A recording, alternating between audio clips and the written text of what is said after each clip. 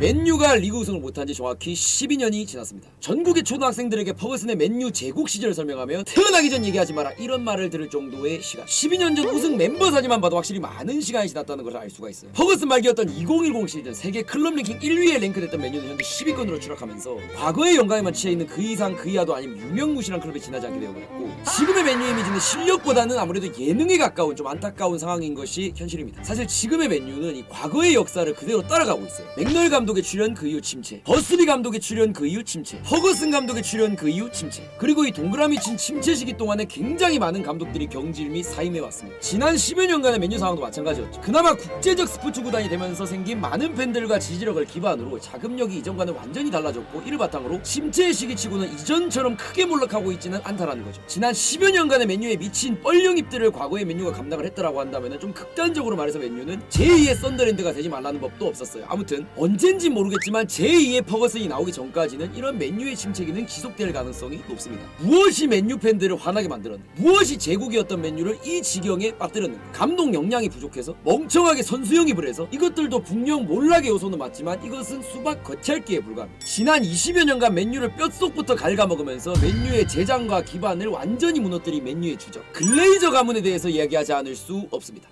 1928년 8월 15일 미국 뉴욕에서 글레이저 가문의 7남매 중 5번째로 멜컴이 태어납니다. 리투아니아계 유대인의 피는 못 속이듯 청년기 시절 셈법과 숫자에 관심이 많았던 멜컴이었고, 성년이 되어 아버지의 보석 도매업을 물려받은 그는 각종 투자 사업에 뛰어들기 시작하는데, 본인만의 뛰어난 사업 수완을 바탕으로 점차 부를 축적하던 그는 결정적으로 부동산 사업에 뛰어들어 큰 돈을 벌게 되면서 거물급 사업가가 되는데 성공합니다. 그렇게 수시간이 흘러 어느덧 67세의 나이가 된 멜컴은 당시 미국 플로리다 템파를 연고지로 한 이 템파베이 버커니어스라는 한 미식 축구팀을 사들이게 됩니다. 이 템파베이 버커니어스라는 팀은 만년 꼴찌만 하던 팀이었는데 멜컴의 인수 이후 팀이 변하기 시작하면서 0203 시즌 슈퍼볼에서 우승하면서 팀의 가치가 크게 상승하게 됩니다. 이때 멜컴은 스포츠 사업의 성공으로 인한 수익뿐만 아니라 현지 팬들의 열렬한 지지를 받게 되는데, 이를 기점으로 스포츠 산업에 큰 관심을 갖게 된 멜컴은 시선을 미국에서 세계로 돌리기 시작합니다. 유서 깊은 전통과 엄청난 팬수를 보유한 영국의 한 클럽에 관심을 가지기 시작하면서 2003년부터 맨유의 주식을 사들이면서 지분을 모으기 시작합니다. 그렇게 2년간 돈이 생겼다 하면 맨유 지분을 사면서 맨유의 구단주를 위한 빌드업을 해오게 되죠. 그러나 당시 세계 최고의 축구클럽이었던 맨유를 인수하는 것은 미국의 NFL 하위 구단이었던 버커니어스를 살 때와는 차원이 다른 문제였습니다. 멜컴이 성공한 사업가였던 건 사실이지만 이 맨유 인수를 위한 금액인 약 1조 4천억 원의 자금을 마련할 형편은 되지 않았다. 당시 멜컴에게는 이 맨유 인수를 위한 금액이 딱 3분의 1밖에 없었어요. 그렇게 약 9천억 원에 달하는 돈을 빌려와야 했던 상황이었던 그때 JP 모건 금융에서 일하던 에드 우드워드라는 영국인을 만나게 됩니다. 허구 아니 고객님 반갑습니다. 뭘 도와드릴까요? 돈 좀 빌리롬. 아 그러시구나. 얼마 정도? 2천억. 미친 새 몰라 매서 죄송합니다 형님. 생긴 게 꼭 거지 같아가지고 일단 님이 가진 돈 담보로 나머지 3분의 1은 우리 JP모건에서 빌려드림. 야, 우리는 3분의 2가 필요한데 그냥 시원하게 다 빌려주면 안 돼? 응, 너 거지 되면 돈 못 받으니까 너가 가진 돈인 3분의 1만큼만 빌려줄 수 있음. 말. 근데 님 뭐 하려고 더니 9천억이나 필요함? 라면주 살 거임. 이 새끼 미친놈 같은데. 암튼 못 빌려주면 그냥 까복. 아이고 사장님 성질 두고 파셔라다 방법이 있음. 님 어차피 맨유 사면 거기서 나오는 이득은 다님 거 아님. 그 이득을 담보로 잡으면 남은 돈까지 엉클 빌리기 쌉 가능임. 대신에 이건 이자가 좀 세긴 함. 상관없음. 맨유만 살 수 있으면 얼마든지. 1년에 14%만 내셈. 미친놈아, 그럴 바엔 사채를 쓰고 말. 그럼 4,700억 빌려주는 사채업자 찾아보던가. 아니 그래도 이자 14%를 어떻게 갚으라고. 근데 그걸 니가 왜 갚음? 왜 갚기 씨벌. 그럼 조상님이 갚아주게. 맨유 사면 니가 맨유 주인 아님. 그냥 맨유한테 갚으라고 하셈. 잠만 뭐? 어차피 니가 주인인 대제들이 뭘 할 수 있는데 대신 팬들한테는 욕은 좀 먹겠지. 그걸 왜 지금 말하노? 크크크크크크크. 라이브드 가자. 아무튼 3분의 1은 자기 돈, 3분의 1은 은행 대출, 나머지 3분의 1은 헤지펀드를 통한 현물 출자 대출이라는 것을 봤습니다. 이 현물 출자 대출이라는 게 앞으로 맨유라는 구단이 이득을 봤을 때 그걸 이제 담보로 삼아서 이 돈을 빌리겠다. 즉 맨유에게 구단의 3분의 1에 해당하는 4,700억 원의 이 부담을 지게 만든 셈이 되는 것이죠. 그러니까 맨유를 보증 세워서 돈을 빌렸다라고 보시면 됩니다. 참고로 이게 이제 연간 14%의 이자를 내야 돼. 즉 연간 600억 원 가량의 이자를 내야 된다. 거기에 이제 은행 이자까지 합쳐서 대략 1년에 800억에서 1,000억 가량의 이자가 이제 자동으로 나가는 거예요. 이렇게 이제 자기 돈보다 투자나 빚을 많이 내 가지고 구단에 사는 것을 차입 매수라고 하는 하는데 이 방법으로 멜컴이 이제 맨유의 대주주가 됩니다. 자, 그러면 이제는 숨만 쉬어도 1년에 이제 800억이 나가는 상황이 됐는데 왜 굳이 멜컴이 무리해서 빚까지 내면서 맨유를 사려고 했느냐? 일단 맨유가 1년에 대충 몇 천억 정도는 보니까 800억이자는 껌값이고,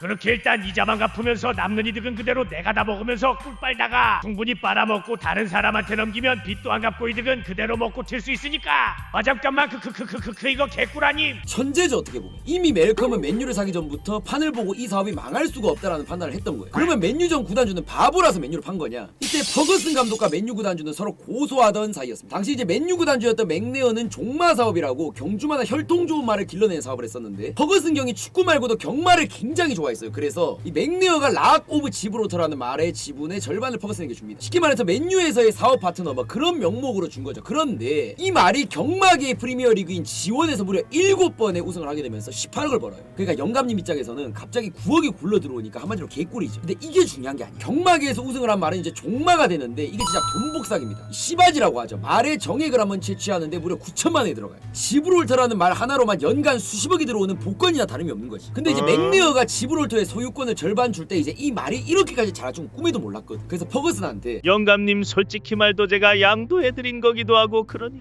경마 상금은 줄 수 있는데 시바지로 얻는 수익은 못 드릴 것 같습니다. 또 고소 말려나. 이 과정에서 이제 치열한 법적 공방이 이제 이루어졌고, 결국 퍼거슨에게 정내미가 완전히 떨어진 쿨모어와 맥네어가 맨유를 처분하기로 하면서, 이러한 운 좋은 상황 덕분에 이제 멜컴이 손쉽게 맨유 구단주가 될 수 있었죠. 그렇게 맨유 지분의 98%를 획득한 멜컴은 본격적으로 맨유의 빨대를 꼽는 사업을 시작합니다. 우선 주요직에 자기 사람들 쫙 앉히고요, 이 소액 주주들의 2% 지분마저 주식 매도 청구권이란 걸 행사해서 맨유의 100%를 가지는 데 성공합니다. 이제 맨유는 완벽히 글레이저 가문의 소유로 무슨 짓을 해도 법적으로 아무런 문제가 없는 판이 깔리게 되죠. 이때부터 이제 맨유를 자본주의적으로 쥐어짜내기 시작합니다. 이제 앞에서 얘기한 대로 맨유에서 나오는 이득 중 800억은 이자 갚고 나머지는 주식 배당금으로 야금야금 챙기기 시작을 해요. 근데 웃긴 건 빚은 안 갚아. 즉 빚은 그대로인데 이자만 갚으면서 남은 이득은 글레이저 가문이 먹는다. 글레이저 입장에서 맨유는 황금알을 낳는 거위나 마찬가지였던 셈이죠. 그만큼 이제 맨유는 기반 시설에 대한 투자가 제대로 지원을 못 받게 됩니다. 그럼 이걸 팬들이 법적으로 어떻게 할 수 없었냐? 못합니다. 자, 일반 시민구단이나 기업구단의 경우에는 이제 주주가 많기 때문에 구단주라도 함부로 할 수가 없어요. 하지만 이 맨유의 경우에 지분의 100%가 글레이저 가문에게 있기 때문에 사실상 독재나 다름이 없습니다. 심지어 소액 주주들 주식마저도 다 먹었으니까 누가 뭐라 그래요. 근데 웃긴 건 클럽에 대한 투자가 제대로 안 됐음에도 성적이 잘 나오네. 그래서 멜컴의 경우 퍼거슨에 대해서는 1도 터치하지 않습니다. 아니 얼마나 이뻐. 투자도 안 하는데 성적은 잘 내주고. 문제는 이제 황금알을 낳았던 퍼거슨이 팀을 떠난 2013년대부터 시작이 됐는데, 그로부터 1년 뒤에 멜컴도 뇌졸중으로 세상을 떠나요. 그렇게 아들이었던 조엘이 맨유를 이어받게 되는데, 이때부터 맨유 재정이 완전 개박살이 나기 시작합니다. 이전에는 그나마 퍼거슨이 적은 투자에도 성적을 잘 내줬기 때문에 맨유가 굴러갈 수 있었던 건데, 오랜 세월 맨유를 지탱했던 감독이 바뀌고 과도기가 오고 성적이 꼬라박으면서 팀의 명성이 깎이기 시작을 하죠. 참고로 팀의 명성은 돈과 직결되는 문제입니다. 둘은 정비례 관계예요. 여기서 글레이저 가문은 어떻게 대처를 하느냐? 완전히 아메리칸 스타일로 해결합니다. 우선 그가 맨유의 명성을 이용해서 대형 스폰서들과 이제 파트너십을 맺어요. 이걸로 성적과는 별개로 맨유 구단 수익이 무려 2배가 오릅니다. 그러더니 이름 유명한 선수들은 죄다 오버페이 해갖고 데려오기 시작합니다. 사장님 진짜에 꼭 데려와야 됩니다. 제발 좀 사주세요. 뭐 베인스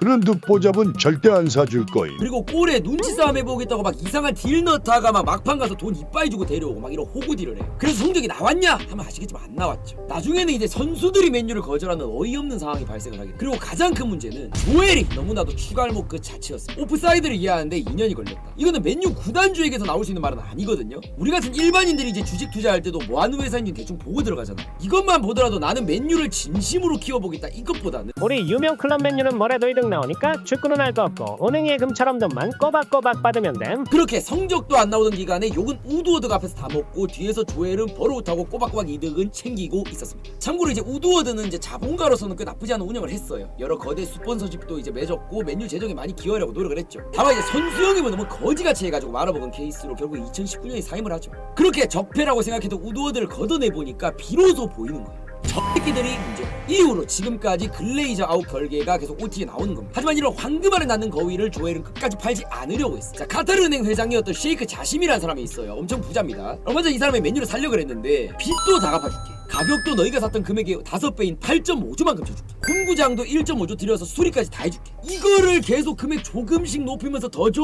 하다가 결국 못 팔게 만들 것도 글레이저 가문. 아니 가만히 냅둬도 돈 쭉쭉 들어오는데 이 좋은 걸 왜 팔로 크크크크. 이것 때문에 이제 맨유 팬들이 진짜 실성 직전까지 갑니다. 근데 아무리 글레이저 가문이라도 계속 욕먹으면서 돈 벌기는 좀 힘들었나 봐. 지금은 이제 영국의 기업가인 레드클리프에게 지분을 좀 팔면서 발을 빼는 모습을 보이고 있죠. 즉 글레이저 가문은 맨유를 상대로 완벽한 공사에 성공한 가문이다, 이렇게 보시면 되겠습니다. 글레이저 가문이 맨유에 들어오면서 맨유에 준 영향력이 엄청났어요. 우선 이 이자로만 생돈 1.4조가 날라갔습니다. 이 돈이면 지금 맨유가 진 빚을 갚고도 남는 금액이에요. 얼마나 어이가 없어요. 글레이저 가문의 이익을 위해서 사실상 버린 돈이에요. 만약 이 돈이 온전히 맨유 구단의 발전 자체를 위해서만 사용됐다라고 한다면 지금의 맨유는 다른 맨유가 됐을 수도 있습니다. 단적인 예로 지금 맨유 홈구장인 OT의 상태가 개판입니다. 100년도 넘은 이 경기장을 제대로 보수할 자금이 없어가지고 철골은 녹슬기 시작했고, 지붕에서는 물 새고, 빅클럽 경기장에 다 있는 빅스크린 하나 없고, 심지어 쥐가 나온다. 경기보다 호록 지나간다 이거야. 아니 K리그 홈구장에서도 쥐는 안 나와. 호날두가 맨유는 내가 떠났을 때와 바뀐 게 없다, 이런 말을 했다라고 하죠. 아주 그냥 답도 없는 상황입니다. 맨유 1군 홈구장인 캐닝턴 홈구장의 경우 15년간 시설 업그레이드 한 번이 이루어지지 않았다.